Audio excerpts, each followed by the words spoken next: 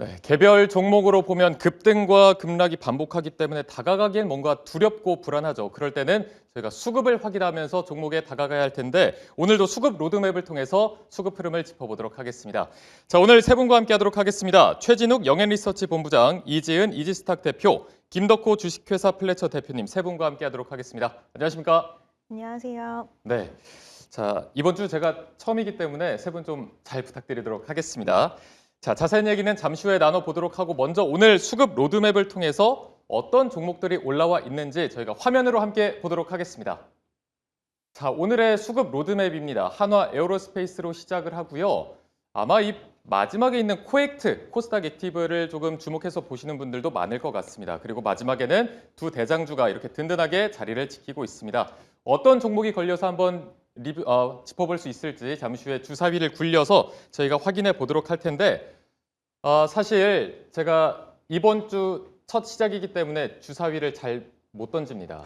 그래서 어제 저희 미녀 작가님한테 특명을 하나 받았는데 좀 주사위를 잘 굴려봐라 이렇게 말씀해 주셔서 제가 오늘 좀 첫 시작을 주사위를 잘 굴려볼 테니까 오늘 세 분도 돌아가면서 조금 재밌게 주사위를 굴려주시면 감사하겠는데 가능하시겠습니까?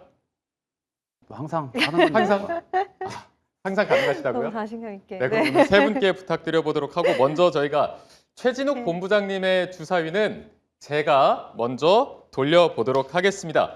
자, 가보도록 하겠습니다. 돌려 주사위. 빨리 나와주세요. 민망하니까. 자, 숫자 4가 나왔습니다. 4칸 이동해 보도록 할 텐데요. 자, 4칸 이동해서 이수페타시스가 나왔습니다. 이 종목 같은 경우에 오늘 외국인도 그렇고 기관도 그렇고 매수세가 강하게 들어왔는데 글쎄요, 이게 차트상으로 봤을 때 충분히 조정을 받았다고 볼 수 있을지 이 종목 어떻게 보십니까?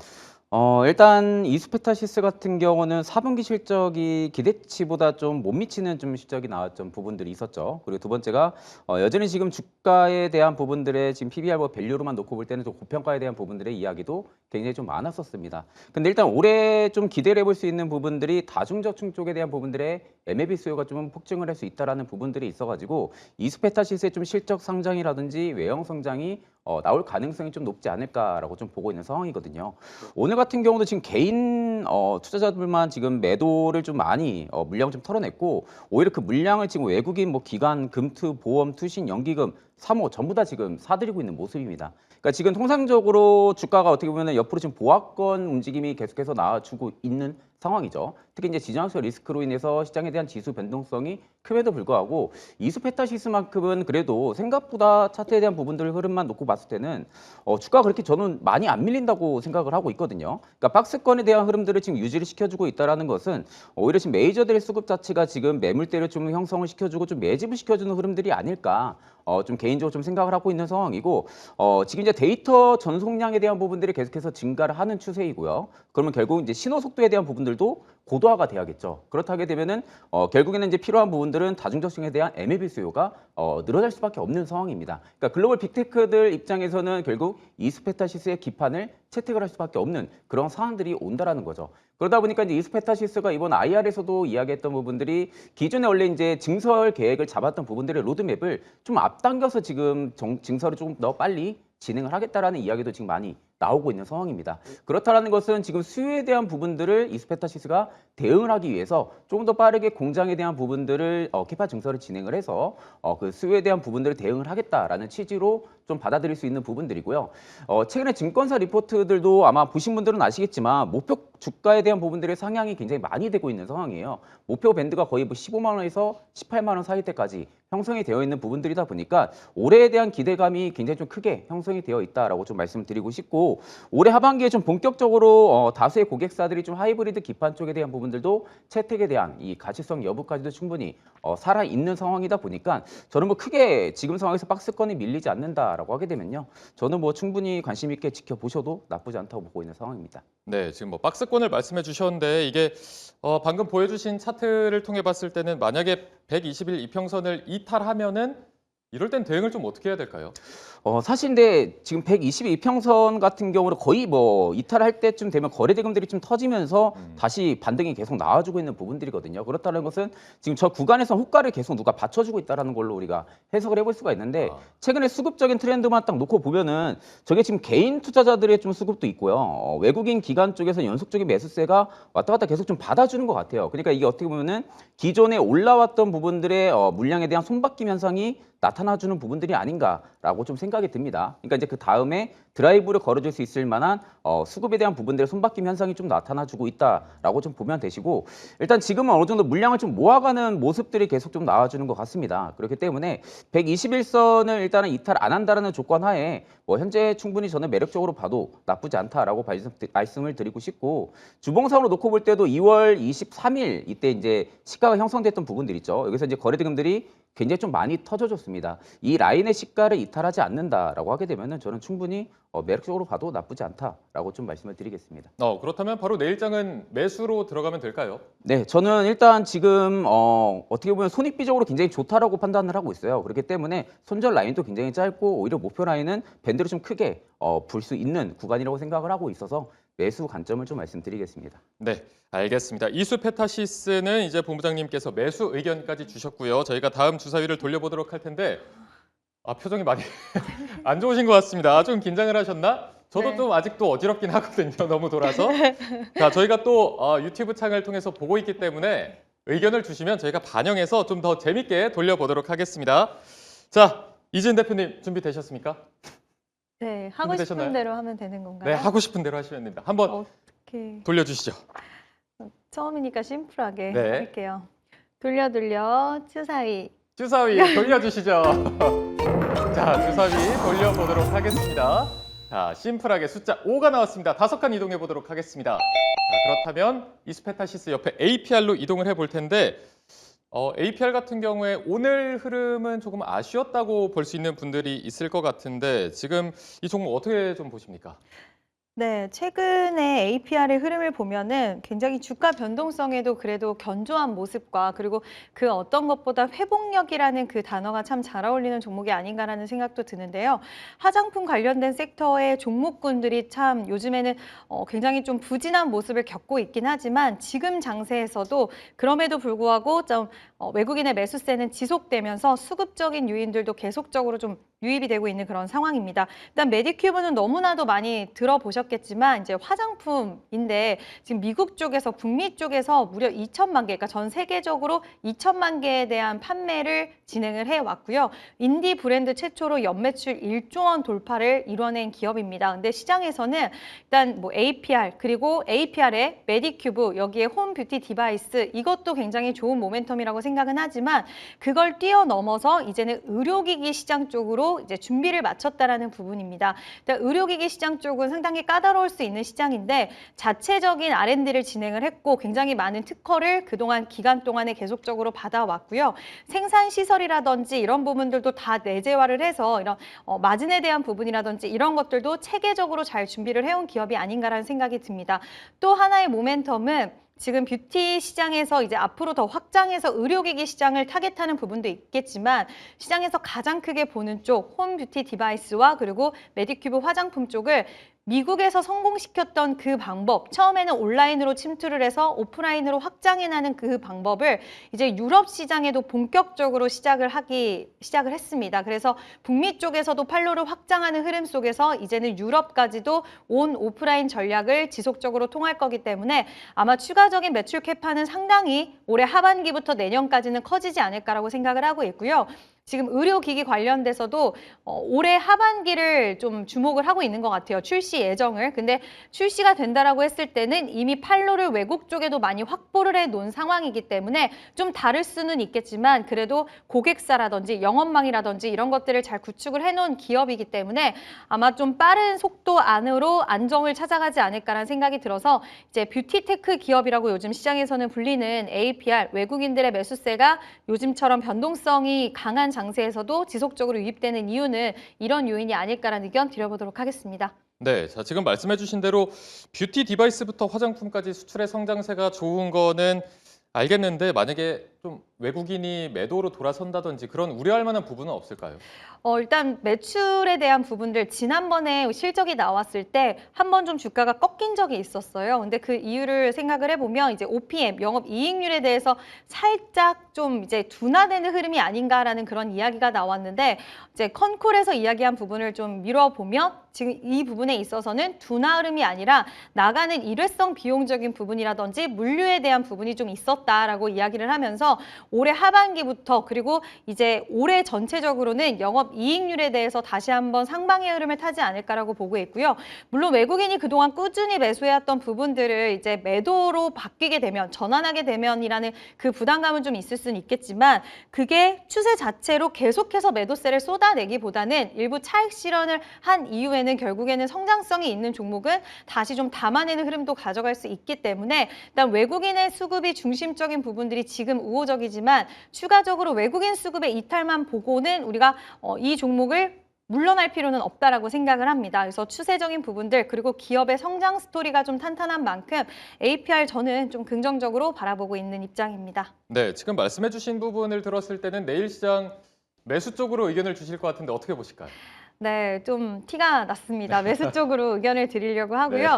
일단 매수를 드리기는 하지만 시장이 굉장히 변동이 있는데 가운데도 회복력이 좋았다라고 말한 만큼 좀 탄탄하기도 했지만 지금 구간에서는 우리가 한 번의 물량을 다 실기보다는 이제 분할 매수 관점으로 실적과 성장에 대한 스토리를 좀 선호하시는 분들에게는 적합한 종목이 아닌가. 그래서 분할 매수 그리고 중장기적으로 실적 시즌을 이용을 해서 한번 수익에 대한 부분들 노려보시면 좋은 종목이다라는 의견 드려보도록 하겠습니다. 네, 알겠습니다. 이재인 대표님 APR에 대해서 매수 의견을 주셨고요.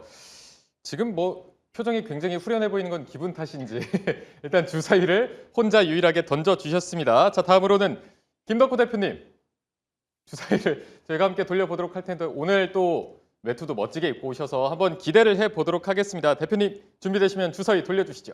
재미없습니다. 빨리 할게요. 네, 굴려 주사위. 굉장히 심플하게 돌려주셨습니다. 자, 숫자 2가 나왔고요. SK이노베이션으로 이동해 보도록 하겠습니다. 자, SK이노베이션 같은 경우에는 그 미국 AI 컴퍼니인가요? 그쪽에 5천억대 투자한다는 기사가 있었는데 이 종목은 좀 어떻게 봐야 되겠습니까? 그렇죠. 이제 사실 SK이노베이션이 뭐 지금 여러모로 주목을 좀 많이 받고 있습니다. 그러니까 우리가 이란 사태가 이제 확대가 되기 전까지는 그래도 우리가 2차 전지 시장에 대해서 뭐 중국산 견제가 많이 들어온다. 뭐 미국 의회에서도 이제 사실은 중국산 배터리에 대해서 이제 제재 수위를 높일 것이다라는 기대감 때문에 뭐 전기차 그리고 이제 ESS 2차 전지 기업들이 뭐 주가 올라갈 때 좀 좋은 움직임들을 보였었고요. 더불어서 이제 지금 정제 마진도 계속 올라가고 있다 보니까 뭐 사실 유가가 지금처럼 급등하지 않았다 하더라도 뭐 이미 갖고 있던 분기 실적들은 계속 회복세가 된다 이런 기대감들이 많았습니다. 근데 오늘 또 이제 외국인들이 사실 이제 이 정유주 입장에서 봤을 때는 SK이노베이션 얘기는 이 유가가 이제 계속 변동성을 보이면 오히려 더 피곤해집니다. 그러니까 어떻게 보면은 우리가 전년 대비해서 기저효과로 봤을 때 레깅 효과가 나타나기 때문에 뭐 기대감이 높아진다는 얘기는 분명히 있겠습니다만은 사실 따지고 보면 길게 차트를 노려봤을 때 오히려 전분기 대비했을 때에 대한 부담감들이 계속 남아있을 수밖에 없다라는 거죠. 그런데 이번에 이제 SK그룹에서 추진을 하고 있던 이 AI코, 그러니까 이제 AI 컴퍼니가 사실은 이제 미국에 있는 이 솔리다임이라고 하는 이 법인을 지금 이제 좀 승계를 하려고 그래요. 그러니까 지금 미국에서도 AI 소프트웨어 기업들에 대한 투자들이 굉장히 지금 활성화되고 있고 많은 기업들이 이 기업들에 대해서 직접 투자를 하게 되면서 여기에 매출들을 굉장히 많이 적극적으로 만들고 있단 말이에요. 그래서 SK이노베이션도 어떻게 보면은 그동안에는 뭐 2차 전지라고 맨날 얘기를 하지만은 사실 실적은 뭐 정유 회사 정유 쪽 그리고 석화 쪽에서 만들어냈던 부분들 이런 것들이 사실 시장의 가치를 좀 많이 누른다라는 판단들이 굉장히 많았습니다. 그래서 이번에 SK그룹 전반적으로도 뭐 최태원 회장도 굉장히 기대감이 많이 놓여지고 있는 이 AI 컴퍼니에 대해서 이제 개편을 하게 되면서 투자를 했다면은 앞으로 SK이노베이션이 가져갈 수 있는 인프라 투자는 또 연결 매출로 가져가지 않을까라고 보고 있습니다. 결국은 미국의 현지 투자, 미국에 있는 AI 기업들에 직접 투자를 하게 됨으로써 오히려 그 기업들이 나중에 전력 부분이라든가 혹은 이제 에너지 사업 관련해서 기대감이 나타났을 때는 이 마진들을 SK이노베이션이 그대로 가져갈 수 있는 낙수 효과가 나올 것이다라는 기대감이 나오고 있습니다. 네. 차트상으로 봤을 때는 정확히 이게 확인이 되는 것 같지는 않은데 최근 주가의 발목을 잡고 있는 요소는 뭐라고 봐야 되겠습니까? 결국은 2차 전지죠. 그러니까 지금 단기적으로 봤을 때 우리가 SK이노베이션이 사실 3월 3일까지는 그래도 움직임이 계속 상승세를 유지를 했습니다. 근데 왜 주가가 떨어지냐? 그러니까 SK이노베이션 입장에서는 굉장히 억울하죠. 그동안에는 유가가 잘 갈 때는 맨날 2차전지 안 되고 있다라는 얘기 때문에 주가가 많이 늘렸었고 오히려 지금은 또 유가가 올라가고 있는 와중 속에서 ESS도 정리해버리고 사실은 뭐 돈 안 되는 사업보다 돈 되는 사업으로 전환을 하고 있습니다라는 얘기에도 불구하고 투심 자체는 SK이노베이션보다는 유가를 쫓아가면 SOE를 찾게 되고요. 만약 2차전지 쪽을 잡는다라고 하면 LG에너지 솔루션이라든가 혹은 에코프로 그리고 삼성 SDS 쪽에 지금 추종을 하고 있다는 점을 봤을 때는 저는 SK이노베이션이 지금은 어떻게 보면은 해칭 전략으로서 가져가야 될 종목이라고 저는 보고 있어요. 그러니까 어떤 사업 자체가 이제 동시 강세가 된다는 거는 말 그대로 시장이 호황일 때 기준으로 본다라면 SK이노베이션의 매력은 더 부과가 되겠지만은 지금은 변동성이 워낙 크다 보니까 어디 하나 걸리면은 똑같이 계속 쌍끌이로 내려가지는 효과들이 좀 있어요. 그럼에도 불구하고 저는 SK이노베이션과 같은 기업들은 여전히 매력적이라고 보고 있습니다. 아까 제가 힌트를 좀 드렸습니다만은 결국은 이 쌍끌이로 내려간다는 말도 있겠지만은 결국엔 시장이 좋을 때는 또 쌍끌이로 올라갑니다. 결국은 쌍두마차를 운용하는 기업, 우리가 유가가 비싸기 때문에 결국에는 대체 에너지 원이 필요하게 되고 또 여기에 따라서 원전과 신재생 에너지 분야의 투자가 확대가 된다라고 했을 때는 자연스럽게 전력 발전 분야에 대해서는 ESS 분야의 매출들을 확대를 할 수 있기 때문에 저는 여전히 이 캐즘에 대한 공포감들은 어느 정도 조정이 되고 있는 상황 덕분에 앞으로 우리가 장기 전략으로 봤을 때 SK이노베이션에 대한 기업 가치는 계속 제고가 될 것이다 말씀을 드리겠습니다. 네, 알겠습니다. 자, 김덕후 대표님 매수 의견까지 함께 저희가 들어봤고요. 오늘 굉장히 또 시크한 주사위를 돌려주셨는데 채팅창을 보니까 쉬운 남자 아니다라고 말씀해 주셨는데 저한테는 지금 뭐 히어로 변신 짤이다 이런 얘기까지 나오고 있거든요. 제 소망은 이제 조금 더 익숙해져서 저희 둘이 한번 여기서 돌면서 주사위를 돌려보는 날을 한번 기다려 보도록 하겠습니다. 자, 다음으로 최진욱 본부장님의 순서가 될 텐데 최진욱 본부장님의 주사위는 제가 돌려보겠습니다. 네. 언제 돌릴지 모르니까 끝까지 긴장을 해주시고요. 갑자기 돌리게 될 수도 있습니다. 자, 최진욱 본부장님의 주사위 돌려보겠습니다. 최 본부장님의 주사위는 숫자 5가 나왔습니다. 5칸을 한번 이동해 보도록 할 텐데요. 5칸을 이동해서 로보티즈로 이동을 했습니다. 자, 로보티즈 종목 같은 경우는 여기 보시는 이 코스닥 액티브 이 부분과도 또 연관이 있다 이렇게 볼 수가 있을 것 같습니다. 종목도 지금 10% 넘게 상승을 했죠. 네네. 일단 오늘 수급을 놓고 보니까 이제 또 거의 이스페타시스랑 거의 수급이 비슷한 것 같아요. 개인들만 또 일단은 매물을 좀 출회를 시켰고, 그 매물을 대부분 외국인 기관 뭐 금투 보험 투신할 거 없이 연기인까지 전부 다 지금 물량을 좀 사주면서 마감을 해준 모습으로 지금 보여집니다. 일단 로보티즈 같은 경우가 전년도 연간 영업이익이 드디어 이제 흑자 전환에 성공을 한 상황이죠. 그렇다는 것은 로봇 사업부 쪽에 대한 부분들이 지금 4개 분기 모두 흑자 전환을 계속해서 유지를 시켜왔다라는 부분들입니다.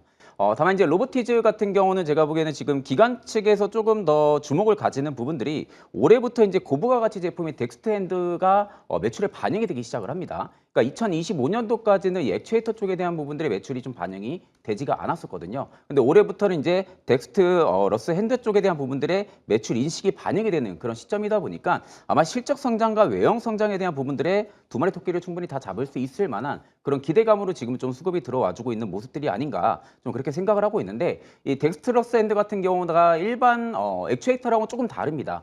초소형화이기도 하고 또 어떻게 보면 기폭에 대한 부분들을 동시에 잡아야 되는 상황이다 보니까 워낙 진입 장벽이 굉장히 높은 그런 제품 중에 하나거든요. 그런데 그 진입 장벽이 높은 제품군을 지금 로보티즈가 양산을 해서 올해부터 매출 인식이 반영이 되는 부분들이다 보니 실질적으로 동종업계들 대비해서 액추에이터 쪽에 대한 부분들의 글로벌 고객사를 확보할 수 있다라는 그 가시성 여부가 좀 크게 들어와주고 있다라고 좀 보실 수가 있는 부분들이고요.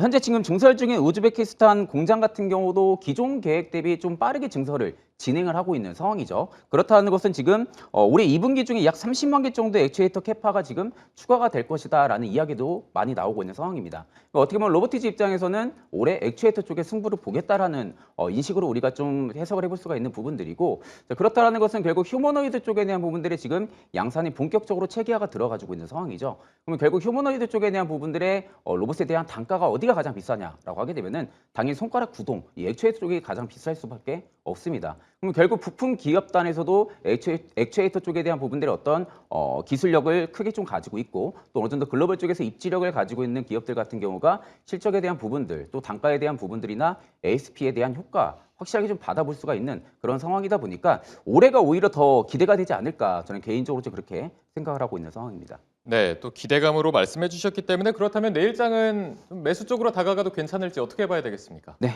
저는 일단 개인적으로 매수 의견을 좀 말씀을 드리고 싶어요. 사실 이제 주봉상에서 놓고 봤을 때는 21선을 지금 사실 이거는 이탈했다라고 보기가 좀 애매합니다. 어떻게 보면은 종가 자체는 21선 위쪽에서 계속 마감을 시켜주고 있는 상황이다 보니까 오히려 지금 밑꼬리를 계속해서 달아준다라는 것은 일부 이제 힙소에 대한 부분들로 물량을 좀 출회를 시키면서 물량을 어느 정도 좀 소화를 시키는 것 같습니다. 그렇기 때문에 종가 자체를 오히려 24일선 아래에서 마감을 시켜주는 흐름들이 안 나온다라고 하게 되면은 일단은 기술적 반등이 충분히 들어와 줄 수 있는 구간이다라고 생각을 하고 있어요. 왜냐하면 지금까지 저점에서부터 올라올 때까지 24일선을 한 번도 이탈을 해본 적이 없는 상황이다 보니 처음 닿는 구간입니다. 주봉상에서는. 그렇기 때문에 이 구간을 종가에 대한 부분들의 이탈 마감이 없다라고 하게 되면은 충분히 반등이 강하게 들어와 줄 수 있는 구간이다라고 좀 말씀을 드리겠습니다. 네, 알겠습니다. 자, 로보티즈까지 매수 의견을 주시면서 지금까지 나온 4가지 종목은 다 매수 의견을 주셨습니다.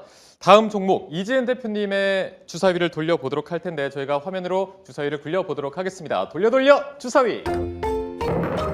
자, 이지은 대표님의 주사위 숫자 2번에는 숫자 2가 나왔습니다. 두 칸을 이동해 보도록 하죠. 자, 두 칸 이동해서 테크윙으로 이동을 했습니다.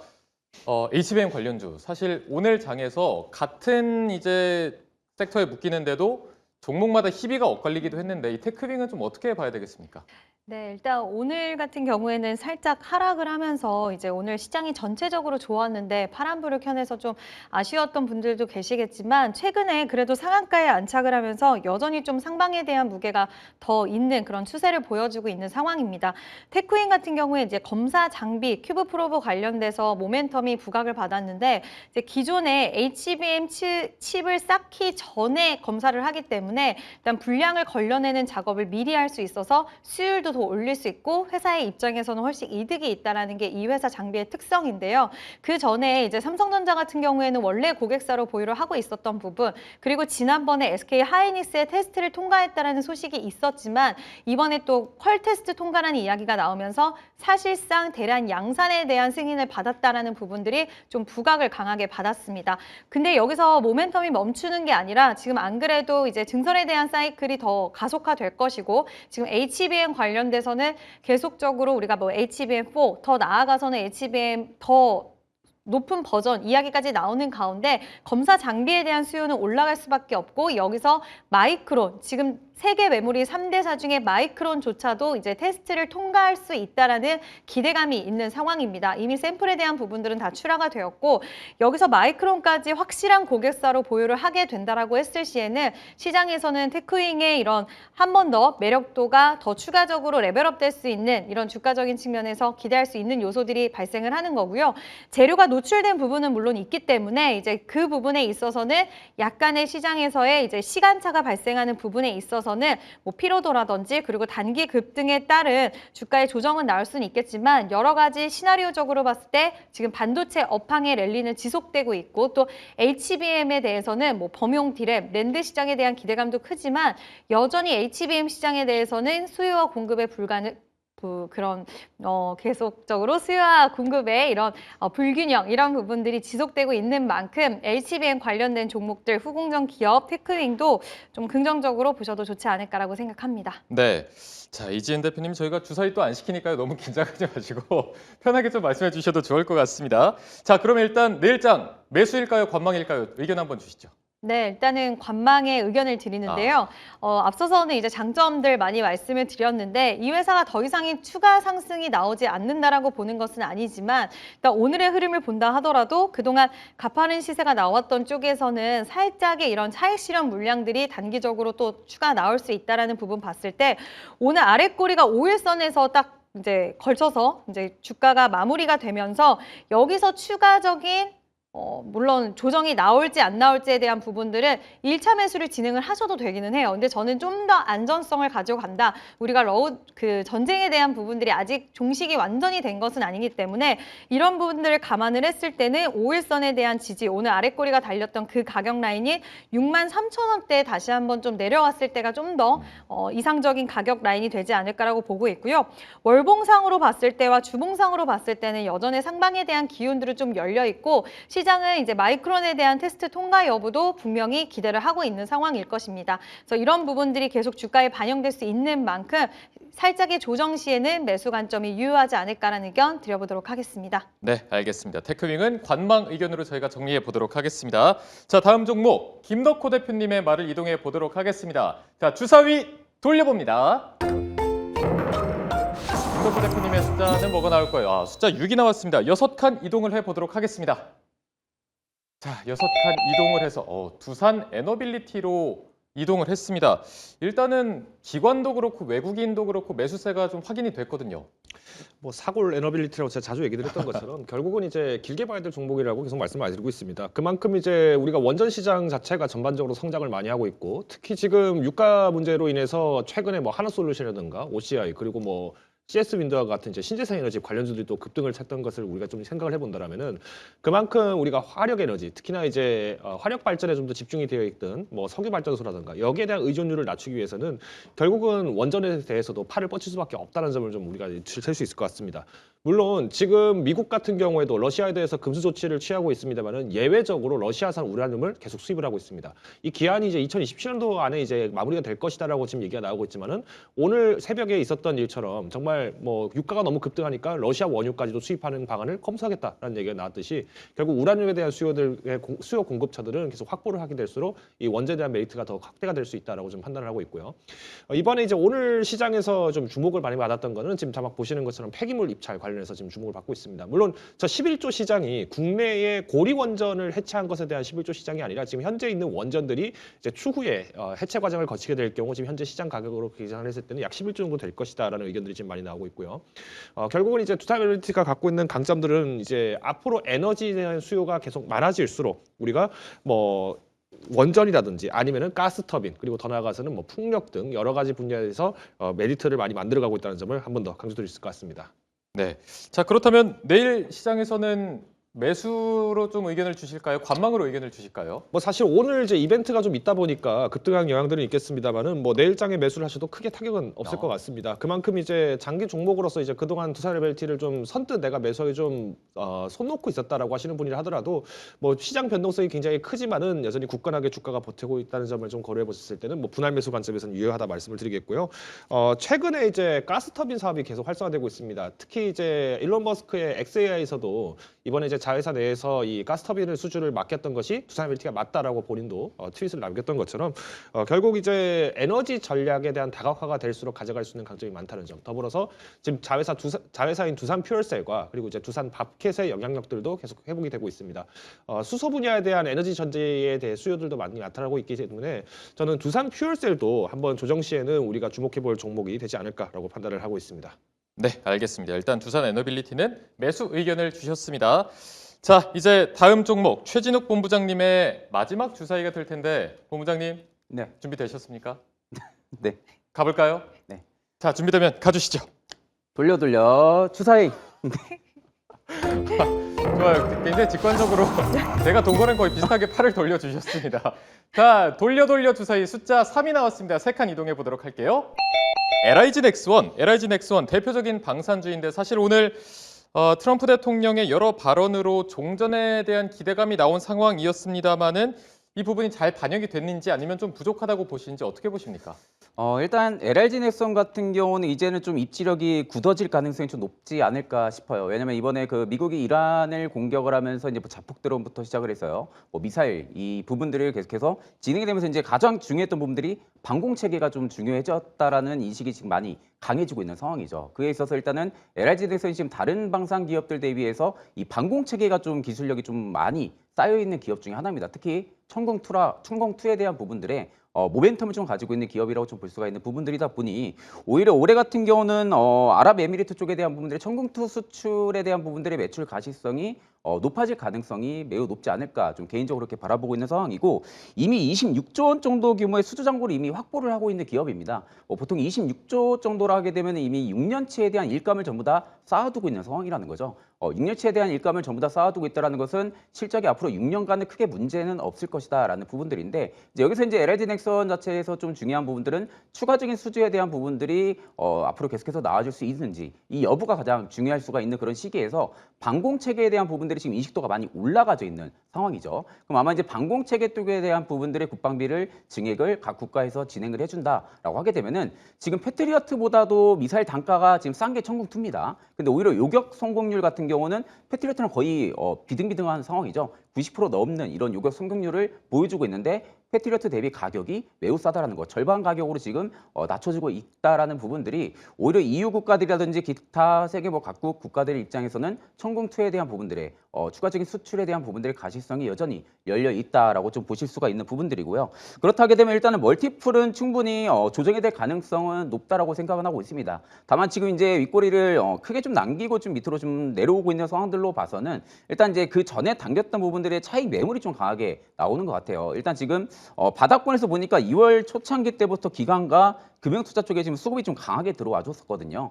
그러다가 이제 막 박스권을 돌파를 시켜주는 부분들이 중동 리스크 쪽에 대한 부분들로 지금 요격 체계에 대한 부분들이 좀 부각이 되면서 LG 넥슨의 지금 급등세가 좀 나왔던 부분들인데 이 수급이 만약에 이제 개인 쪽에서 지금 강하게 좀 받아주고 있는 모습들이기는 한데 지금 신고가를 찍었던 부분들을 좀 자세히 보게 되면은 사실 윗꼬리가 아예 없이 꽉 찬 음봉으로 지금 내려와주고 있는 상황이죠. 그 말은즉슨 내려오는 매도 물량을 받아줄 수 있는 그 매수의 힘 자체가 아직까지는 세지가 않다라는 겁니다. 그렇다라는 것은 여전히 아래권까지 눌렸을 때 어느 정도 매수 호가를 기다리고 있을 그 매수 주체들까지도 염두를 해둔다라고 하게 되면은 일단 지금 부분에서는 저는 이격도 자체도 지금 21선에 좀 많이 벌어져 있는 부분들이 있기 때문에 조금 눌림이 나왔을 때 접근을 하는 게 맞지 않을까 그렇게 생각을 하고 있습니다. 네, 자 눌림이 나왔을 때 접근을 하는 게 좋지 않을까 관망 의견까지 저희가 함께 들어봤습니다. 자, 다음으로 이지은 대표님의 마지막 주사위도 던져보도록 하겠습니다. 주사위 돌려주시죠. 자, 이지은 대표님의 마지막 주사위 숫자는 3이 나왔습니다. 3칸 이동해 보도록 하겠습니다. 에코프로 오늘 또 굉장히 핫한 종목이라고 할 수 있을 것 같은데 사실 코엑트 ETF랑 타임에 둘 다 들어가 있어서 이게 2차 전진에 또 다르게 겹쳐 있는 알맥 이런 종목이라는 또 어떻게 비교할 수 있는지 이 부분도 좀 궁금하거든요. 네, 일단은 살짝 그런 이제 평가들이 있는데 타임폴리오 같은 경우에는 살짝은 안전성을 뭐 택했다라는 이야기들이 많이 있고요. 삼전 자산운용은 좀 더 공격적인 그런 포트폴리오를 편입했다라는 이야기도 있는데 일단은 9%가 넘는 이제 비중을 타임폴리오 쪽에서 좀 에코프로 쪽으로 담아내는 모습을 보여줬기 때문에 모든 2차 전지 관련된 종목군들이 뭐 선택을 받거나 이제 2차 전지 업황 자체를 긍정적으로 본다라는 느낌보다는 일단 에코프로 그룹주 자체를 두 번째로 8% 정도를 이제 에코프로 BM을 담아냈는데 에코프로 그룹주 자체를 좀 긍정적으로 보는 시각 코스닥 시장에서는 있지 않나라고 생각을 합니다. 일단 에코프로는 뭐 너무나도 잘 아시겠지만 우리가 그룹주가 이제 유럽 정책의 변화함에 따라서 유럽 같은 경우에 지금 산업 가속화 법이 발표가 됐는데 결국 유럽의 현지 공장을 가지고 있어야 된다라는 부분입니다. 근데 헝가리 공장에 대한 보유 모멘텀을 가지고 있고 또 그뿐만 아니라 이번에 인터배터리 행사가 진행이 되는데 여기서 에코프로 같은 경우에도 이제 이야기하는 부분이 전고체 소재 관련된 이슈 이제 계속해서 지금 로봇 관련돼서 휴머노이드 로봇 쪽에 모멘텀을 받아갈 수밖에 없는 상황이니까 소재 관련된 공개도 진행이 되겠지만 그 전에 하이니켈 3원계 배터리에 대한 양극재에 대한 부분들도 이제 선보이겠다라는 이야기를 하면서 로봇 산업에 대해서 좀 초점을 맞춰서 이런 움직이는 그런 적극적인 모습이 앞으로 양상에 띄지 않을까라는 생각이 들고요. 전기차에 대한 캐즘은 당분간은 좀 돌파하기는 어려울 수 있다라는 전망도 나오고 있기는 하지만 그 외의 먹거리 지금 2차 전지 쪽으로는 좀 많이 있는 상황이라서 지금 시장의 분위기와 맞물려 갈 수 있는 모멘텀들이 발생을 하고 있다는 게 가장 중요한 포인트가 아닐까라고 생각을 합니다. 그리고 뭐 지금 여러 가지 이번에 실적에 대한 부분들도 여전히 좀 우려에 대한 시각도 있기는 하지만 계속적으로 좀 실적에 대한 부분들도 개선해 나가고 타개해 나갈 수 있는 흐름들이 나오고 있는 만큼 에코프로가 지금 코스닥 시장 안에서 이번에 이제 코스닥 액티브 ETF 이야기 나오면서 코스닥 쪽으로의 자금 쏠림도 좀 두드러진 모습이었는데 여기서 선택지는 뭐 다양하긴 했습니다. 그렇지만 2차 전지 쪽에서는 에코프로 그룹주 좀 긍정적으로 보는 시각 확실히 있는 것 같고요. 에코프로도 지금 선택을 좀 많이 받고 있다. 그래서 시장에서는 계속적으로 좀 언급이 되는 게 아닌가라는 의견 드려봅니다. 네, 에코프로 선택을 많이 받고 있다. 그렇다면 내일은 좀 어떤 선택을 하는 게 좋을까요? 저는 일단 매수 의견을 드리기는 매수. 하는데요. 일단 업황에 대한 부분들은 여전히 우려가 남아 있기 때문에 지금 또 단기적으로 상승세가 나온 이후 물론 선택에 대한 부분들은 확실히 받는 모습은 나타나고 있지만 분할 매수 관점이 유효하다라는 부분과 인터배터리의 행사에 따라서 또 더 탄력을 받아갈 수도 있겠지만 살짝의 조정과 변동성 흐름이 나올 수 있다. 네, 어쨌든 방향성의 자체에 있어서는 상방으로 가능성이 있기 때문에 분할 매수 관점 유효하다는 의견 드려봅니다. 네, 알겠습니다. 자, 오늘의 마지막 주사위 김덕호 대표님의 주사위도 저희가 돌려보도록 하겠습니다. 돌려 주사위. 오늘의 마지막 주사위가 되겠습니다. 숫자 6이 나왔고요. 6칸 이동해 보도록 하겠습니다. 자, 6칸을 이동하면 네, 현대 로템이 되네요. 앞서 살펴본 LIG 넥스원과 같은 방산주인데 오늘 흐름은 조금 엇갈리는 양상을 보이기도 했습니다. 저희가 내일장 전략까지 함께 좀 들어볼 수 있을까요? 네, 당연히 주가가 엇갈리겠죠. 왜냐면 최종 본부장님께서 약간 리뷰를 하셨던 LG 넥슨 같은 경우는 방공무기 체계. 그러니까 이제 직접적으로 전투원이 싸우는 게 아니라 방어 자산으로서는 굉장히 또 유효한 부분들이 굉장히 많다라면은 현대로템은 오히려 직접 이제 전투원들이 투입이 되는 현상입니다. 그래서 오히려 3월 3일 날 현대로템이 주가가 올라갔다가 그 이후로 맥을 좀 못 춘다라고 하는 원인도 트럼프 대통령이 지상부 투입 검토하고 있다, 뭐 크루드적을 뭐 이용할 수 있다, 뭐 이런 식으로 온갖 낭발을 다 썼다 보니까 진짜 전쟁 규모가 커지나 보다. 그러면 지금 현재 미국의 이 에이브람스 전차를 만들고 있는 게 지금 제너럴 다이나믹스인데 제너럴 다이나믹스가 앞으로 좀 잘 갈 것 같다 이렇게 매수자가 몰렸단 말이죠. 근데 사실은 투입이 지금 계속 지연이 되고 있어요. 왜? 아무래도 정치적 리스크가 굉장히 많이 부담이 되다 보니까 이제 전투원들 육상 지원을 이제 적극적으로 하기에는 굉장히 좀 부담이 많이 커질 수밖에 없다는 겁니다. 그러면 현대로템이 지금 이렇게 주가가 떨어진 거에 대해서 많은 분들이 이제 고민을 하실 텐데 저는 일단 방산주에 대한 어떤 트렌드 자체를 추격 매수를 하기 위해서 접근하신다면 저는 LG 넥슨을 더 적극적으로 강조를 드리고 싶다. 그런데 오히려 저는 시장 자체가 지금 방산에 대한 기대감보다는 오늘 시장은 방산보다는 오히려 시장이 휴전에 대한 기대감과 더불어서 펀더멘탈이 강한 그리고 수출 모멘텀으로 가고 있기 때문에 이럴 때는 현대로템과 같은 기업들이 상대적으로 저평가가 이어집니다. 그러면 이럴 때 주워 담으셔야 된다고 저는 보고 있어요. 오히려 국제 긴장도가 계속 지금 높아지고 있고 뭐 지금 언론에서는 미국과 이스라엘 그리고 이제 이란 간의 어떤 전쟁 양상들을 굉장히 많이 조명을 하고 있는데 이란 바로 옆에 국경 맞대고 있는 아프가니스탄 그리고 파키스탄도 지금 전쟁을 하고 있습니다. 우리가 이제 협소하게 어떤 호르무즈 해협이라는 곳에 한 군데만 보시고 어떤 전투 상황이라든지 전장 상황을 보시면서 판단하시다 보면요. 방산주에 대한 흐름은 계속 놓칠 수밖에 없습니다. 결국 쌀 때 사서 비싸게 판다라는 개념을 전혀 기억을 못 하시다 보니까 방산주 테마가 항상 올라가면은 사자니 부담스럽고 떨어졌을 때는 또 더 떨어질까 봐 걱정되는 섹터가 되지 않을까라고 보고 있는데 힌트를 드리면 러시아 우크라이나 전쟁 협상은 계속 지속이 될 것으로 보여집니다. 다만 이번에 유가 사태로 인해서 러시아가 정치적 우위를 활용을 해서 협상 기간을 좀 더 앞당길 가능성도 있기 때문에 저는 재건주가 뜰 때 이럴 때가 오히려 더 현대로템을 매수할 때는 적길 수 있다라고 첨언을 드리면서 방산주 그리고 현대로템 여전히 내일장에서도 공략 가능하지만 분할 매수 관점으로 접근하시자 말씀드리겠습니다. 네.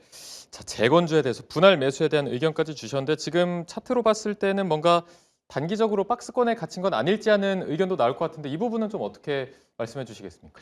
일단 단기적인 면에서 봤을 때 사실 현대로템을 지금 비중을 만약에 얘기를 드린다면은 만약에 내가 어떤 방산 테마가 지금 전혀 없는 상태인데 포트폴리오 한 10% 정도 그러니까 내년 말까지 계속 가져가겠다라고 하시는 분들이라면은 내일 시장에서는 2% 정도 매수를 하셔야 됩니다. 오히려 지금 오늘 새벽장에서 어떤 이슈가 나올지는 모르고 또 특히나 지금 최근에 요동친 것이 전쟁이 끝났다거나 혹은 이제 고유가 상태가 완전히 종식된 것은 아니기 때문에 오히려 지금은 현금 보유가 좀 더 유리할 수 있습니다. 그래서 방산주는 우리가 남들이 잊혀졌을 때 사시는 것이 가치주로서의 그 역할을 제대로 할 수 있는 기회가 될 것이다라고 말씀드리겠습니다. 네, 알겠습니다. 자, 오늘 저희가 수급을 통해서 분석한 수급 로드맵을 활용해서 내일장에 조금 더 활용을 잘 해보시면 좋겠습니다. 오늘 세 분 너무나 감사드리고요. 세 분은 여기서 보내드리도록 하겠습니다. 고맙습니다.